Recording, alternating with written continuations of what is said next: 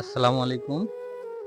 এই যে দেখতে পাচ্ছেন আমার আব্বা একটা খোলসুন বানাচ্ছে। আসলে এই খোলসুনটা আমরা আগে দেখতাম, সেই ছোটবেলা থেকে আমার আব্বা কিন্তু খোলসুন বোনায় নদীতে এবং বিলে মাছ মারার জন্য। তো আমি আজকে আব্বাকে সরাসরি জিজ্ঞেস করি এটার নাম কি এবং এটা দিয়ে কি করবেন তিনি। আব্বা, হ্যাঁ, এই যে এটা কি বোনাচ্ছেন আপনি? সারু খোলসুন। চারু খোলসুন। হ্যাঁ, নদী এটা এটা দিয়ে কি করবেন আপনি? নদীতে মাছ মারা হবে। নদীতে মাছ মারবেন? হুম, এটা বোনাতে কেমন সময় লাগবে? আরো 3 দিন। 3 দিন। হুম, এটা কেমন আকৃতির হবে এটা?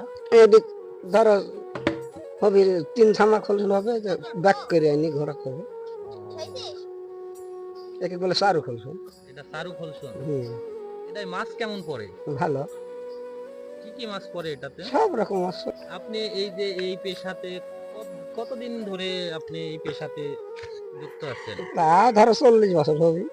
40 বছর ধরে? হুম, তার মানে আমাদের জন্মেরও অনেক আগে আমার আব্বা এই খোলসুন গুলা বোনায় এবং নদীতে, এবং এই যে আমাদের যে দাঁড়া বলে গ্রাম্য ভাষায় ক্যানাল, এটাতে মাছ ধরে। প্রায় 40 বছর তিনি এই পেশাতে নিয়োজিত আছেন।